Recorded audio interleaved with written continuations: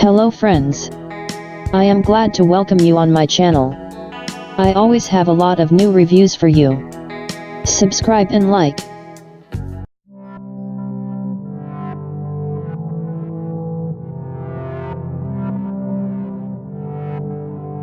A few years after Steve Jobs' death, the size of the iPhone's screen began to grow, first to 4 inches, then to 4.7.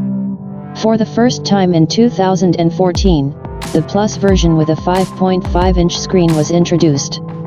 This phone was huge.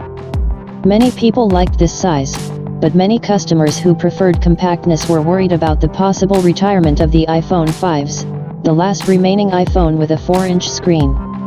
And in 2016, the company decides to please a dedicated audience and release a compact smartphone in the same strict design.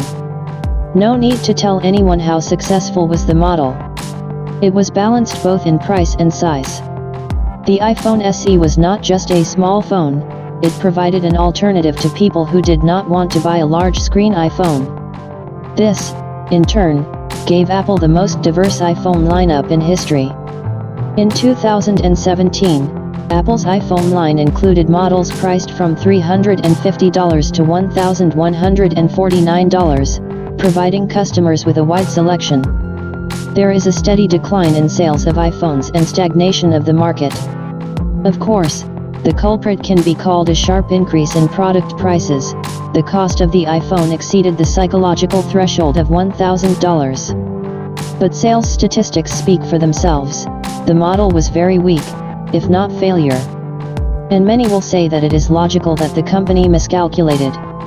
And here we come to the fact that the company just needs a new SE, which would harmoniously fit into the model range of iPhones, both in size and cost. iPhone XR while you just need to remove. Even if the SE2 will cost more than $350, having such a compact iPhone will satisfy customers who want a small smartphone running iOS.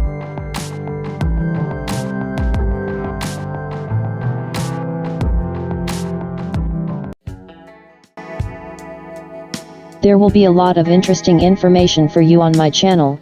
Do not forget to subscribe and like. See you again on my channel.